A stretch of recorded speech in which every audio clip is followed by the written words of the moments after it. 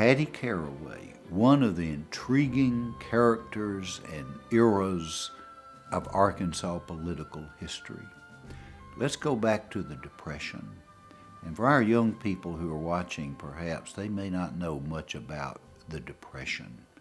But the Depression in Arkansas, affecting a Arkansas rural farming agrarian economy, was devastating. We were on our hands and knees begging for mercy. The unemployment lines were enormous. The food lines were enormous. And Franklin D. Roosevelt was about to become President of the United States. And what would happen? Thaddeus Caraway, United States Senator Caraway, very popular senator from Northeast Arkansas, suddenly died of a heart attack. The governor of Arkansas at that time said, well, we're going to name his widow, Hattie Caraway, to represent Arkansas during that period of time. And this was not that common in the U.S. Senate. It had been done before in the House of Representatives, where they had 2-year terms. But in the U.S. Senate, you're talking about, could potentially be 5-6 years. And so it wasn't done that often. The governor decided that Hattie would be a good choice. And I think, frankly, thought she'd sort of be a placekeeper. She could hold the seat for a while. And she would sit there, keep the seat warm, and vote according to what Joe T. Robinson, the Democratic leader of the Senate, wanted her to do, and the powers that be in Arkansas. She was sworn in. She served in the Senate. She sat on the back row of the United States Senate. During her time in the Senate, Hattie Caraway had become a fairly close friend and loyal lieutenant of Huey Long, the senator from Louisiana, who was one of the most ardent opponents of Franklin Roosevelt. Huey P. Long had been governor of Louisiana for a number of years. He was known as the Kingfish. He was the most potent, powerful politician in the South because he had a message of populism. He wanted to redistribute the wealth.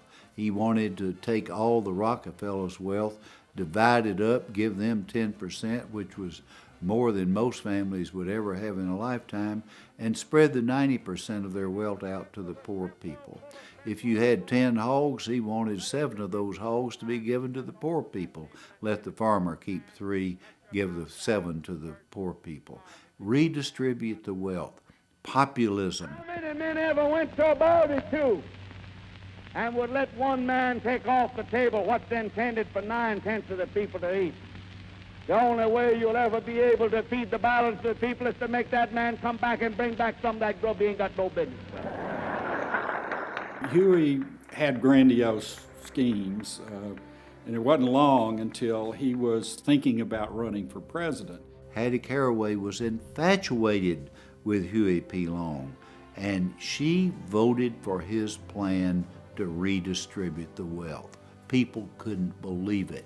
She went against Joe T. Robinson. She went against the political establishment in Arkansas. And she cast that vote one evening. Huey P. Long, Senator Long by then, went to Hattie's office and said, now Hattie, you've just cast your vote for me. You've made all of the Arkansas political establishment angry, but you're going to run in your own right for a United States Senator. Oh, Huey, I can't do that. I don't have any money. I have no organization. I'm a poor little widow lady, and I'm just finishing my term. I've loved serving in the Senate. I've enjoyed serving with you. I've angered all the power base, no question. I can't get elected anything. Yes, you can. And Hattie, if you win this race, you will be the first woman in America ever to be elected to a full 6-year term to the United States Senate in her own right. No one expected the little widow woman, as she was often referred to try to gain a full term in the Senate. And so you had what was seen as an open seat, even though Hattie Caraway was sitting in it. You had a bevy of well-known men who entered the race and who thought their opportunities were great. You know, lots of folks lined up. The governor himself, Parnell was wanting to run. And then there were other people. There was a former U.S. senator named Kirby. There was a fellow named Bodenheimer who was the president of the American Legion. And the former Governor Brough decided to get in the race. Hattie Caraway surprised everyone by announcing that she would run for re-election. And then she surprised people even more dramatically when, shortly before the August election, 2 sound trucks roar across the border and come into Magnolia, Arkansas and El Dorado, Arkansas. The Kingfish has arrived in the state. August 1st, about dawn, Huey Long left with 11 trucks and carloads of troopers and watermelons and fiddle players and fans and water coolers and ice chests and containers coming into Arkansas. They went to Magnolia. They had publicized it with these loud-speaking trucks or loudspeakers, and they had a crowd of 3,000 people at the courthouse. They then moved from there to El Dorado and to Fordyce and to Camden and ultimately in Pine Bluff. They made 31 stops. Huey effectively used these radio trucks to draw a crowd, but they developed a technique that was different in that they'd work up the crowd in Magnolia, let's say, and get them all enthused about coming out for the speech. And then while the speech is going on, the trucks move on over to Camden or El Dorado or the next town and start working up the crowd over there while Huey and Hattie were back at the first town making their speech. But after Magnolia, the governor's office had sent a spy down to stand in the crowd, and he went over to the Western Union office across the square in Magnolia.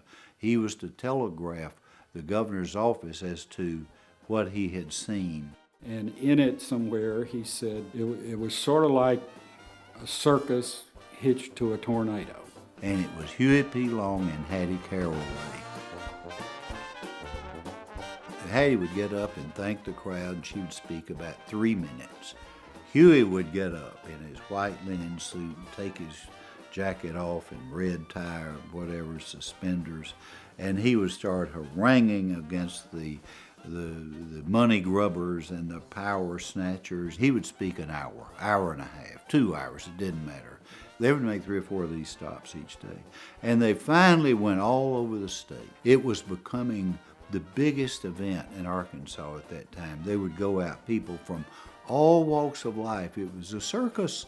It was entertainment. As we said, he was successful in getting Hattie Caraway elected. Of course, Huey P. Long did not run for president. He was assassinated in 1935 before the next election. And Hattie Caraway would have a career in the Senate that even her supporters would not describe as notable. Nevertheless, Hattie Caraway did become very skillful in bringing federal project dollars to Arkansas. Work Progress Administration funds during the New Deal, Public Works Administration funds. Federal dollars were used to build buildings in towns and on college campuses throughout the state. And Hattie Caraway was very critical in making sure Arkansas got its share of federal funds during the Great Depression. So this campaign was an important one, and I think the first impression from some unknown campaign person where he said a circus hitched to a tornado was the best description of that campaign. No one's done better at describing how it impacted all those other politicians and how it took this state by storm.